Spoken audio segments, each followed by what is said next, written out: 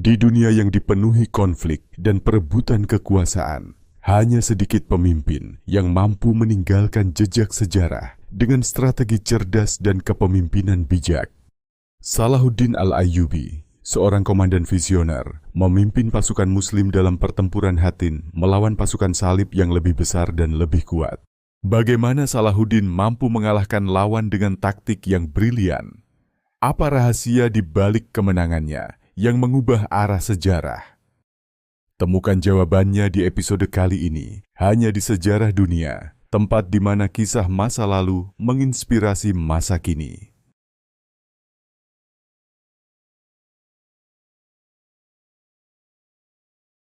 Di bawah matahari yang menyengat pada musim panas tahun 1187, di sebuah dataran tandus yang dikelilingi bukit-bukit gersang, pasukan Muslim di bawah pimpinan Salahuddin Al-Ayyubi menghadapi pasukan Salib dalam sebuah pertempuran yang akan mengubah arah sejarah. Pertempuran Hattin bukan hanya sekadar pertempuran, tetapi sebuah simbol kemenangan strategi melawan kekuatan yang tampaknya tak terkalahkan.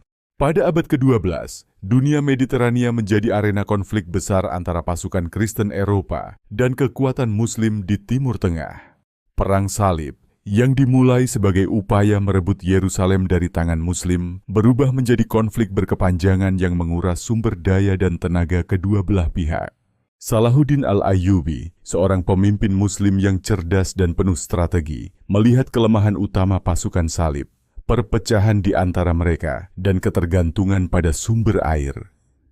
Dengan pemahaman mendalam tentang medan, ia merancang perangkap yang akan membawa mereka ke kehancuran.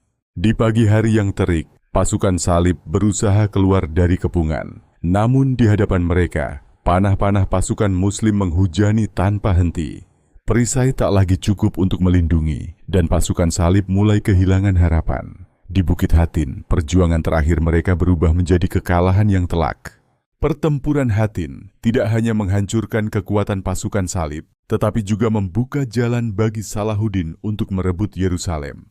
Kejeniusannya dalam strategi perang menjadi pelajaran berharga tentang pentingnya persatuan, pemanfaatan medan, dan kebijaksanaan dalam menghadapi musuh. Di antara tokoh besar dalam sejarah dunia, Salahuddin Al-Ayyubi berdiri sebagai simbol keberanian, kebijaksanaan, dan kebesaran hati. Lebih dari sekadar seorang jenderal perang, ia adalah pemimpin yang dihormati oleh kawan dan lawan karena kecerdasan strategis dan moralitasnya yang tinggi. Salahuddin lahir di Tikrit, Irak, pada tahun 1137.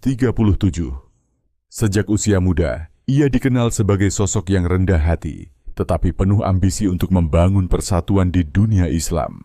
Dengan latar belakang keluarga militer, ia tumbuh menjadi ahli strategi yang memahami pentingnya diplomasi dan kemanusiaan, bahkan di tengah peperangan. Namun, yang benar-benar membuat Salahuddin dihormati adalah kecerdasannya dalam strategi militer. Ia tidak hanya berperang untuk menang, tetapi untuk menciptakan perdamaian yang abadi. Salah satu taktik terbesarnya adalah memanfaatkan medan perang, membangun aliansi, dan memastikan persatuan di antara suku-suku Muslim yang sebelumnya terpecah. Bahkan para pemimpin pasukan Salib, seperti Richard the Lionheart, mengakui kebesaran Salahuddin. Ia dikenal tidak hanya karena kemampuannya di medan perang, tetapi juga karena kemurahan hatinya terhadap musuh yang sudah kalah. Ini adalah salah satu alasan mengapa nama Salahuddin terus dikenang sebagai teladan kepemimpinan sejati. Salahuddin Al-Ayyubi adalah contoh nyata bahwa seorang pemimpin tidak hanya diukur dari kekuatan militernya, tetapi juga dari kebijaksanaan, hati nurani, dan kemampuannya menciptakan kedamaian di tengah kekacauan. Kini, namanya abadi sebagai simbol perjuangan dan kebesaran seorang pemimpin Muslim. Pada abad ke-12, dunia Timur Tengah menjadi panggung perebutan kekuasaan antara dua kekuatan besar. Pasukan Kristen Eropa, yang dikenal sebagai tentara salib, dan kekuatan Muslim yang berusaha mempertahankan tanah suci mereka. Perang Salib. Kedua meninggalkan jejak konflik dan kebencian, tetapi juga membuka jalan bagi seorang pemimpin Muslim yang akan mengubah sejarah, Salahuddin Al-Ayyubi. Di tengah situasi yang tegang, Salahuddin Al-Ayyubi muncul sebagai pemimpin yang memiliki visi besar. Ia bercita-cita untuk merebut kembali Yerusalem, kota suci yang telah dikuasai pasukan salib, dan menyatukan umat Muslim yang terpecah akibat konflik internal. Bagi Salahuddin, ini bukan hanya soal perang, tetapi juga soal membangun persatuan dan keadilan di dunia Islam. Sementara itu, di sisi pasukan salib, perpecahan internal melemahkan kekuatan mereka. Persaingan antara Raja Guy de Lusignan dan Raymond dari Tripoli menciptakan konflik yang memperburuk moral dan koordinasi mereka. Ditambah dengan kekalahan dalam pertempuran sebelumnya, pasukan salib kelelahan baik secara fisik maupun mental. Dengan medan perang yang semakin memanas, Salahuddin melihat peluang untuk menyerang musuh yang lemah dan tidak terorganisir. Ia tahu bahwa ini adalah momen yang tepat untuk memukul balik kekuatan salib dan mengubah jalannya sejarah. Pertempuran Hattin bukan hanya tentang pertempuran fisik, tetapi juga tentang bagaimana seorang pemimpin melihat peluang dan kelemahan musuh. Dengan strategi yang cermat, Salahuddin mempersiapkan pasukannya untuk pertempuran yang akan mengubah wajah Timur Tengah selamanya.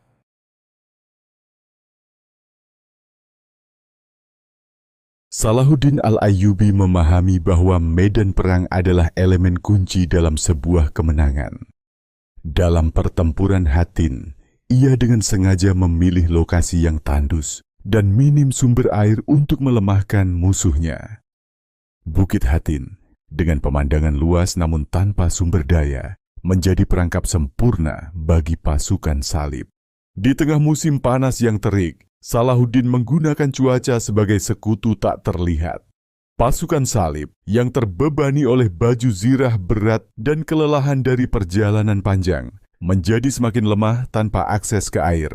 Sementara itu, pasukan Muslim telah dipersiapkan dengan baik, dengan logistik yang terorganisir dan posisi yang menguntungkan.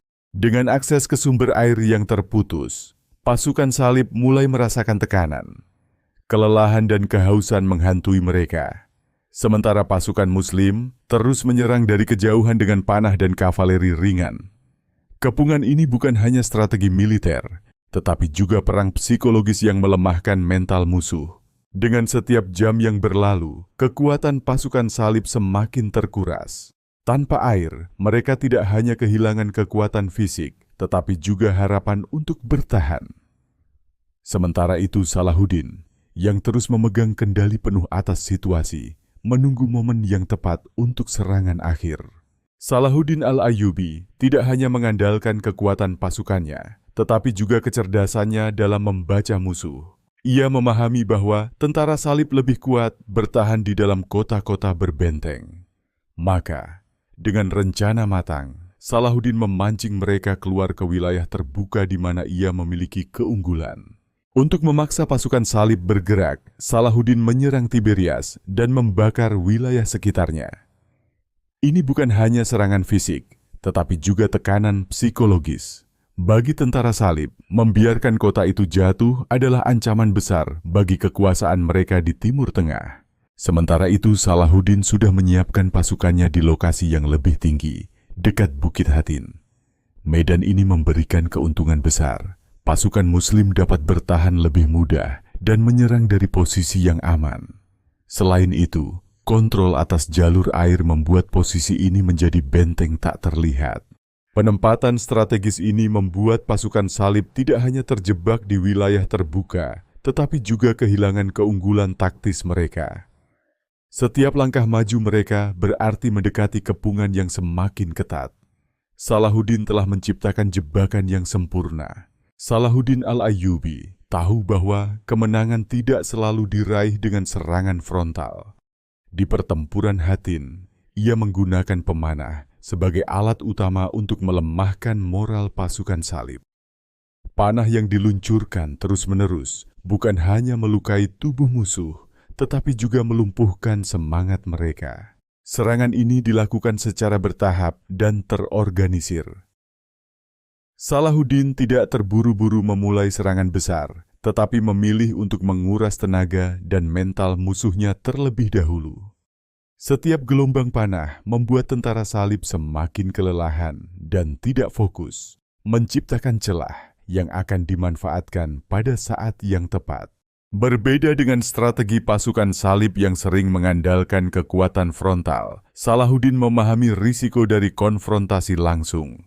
Ia memilih untuk terus melemahkan musuh hingga titik kritis, memastikan kemenangan dengan kerugian minimal bagi pasukannya. Setiap panah yang diluncurkan adalah bagian dari perang psikologis. Ketika pasukan salib kehilangan kepercayaan diri, kekuatan mereka perlahan runtuh.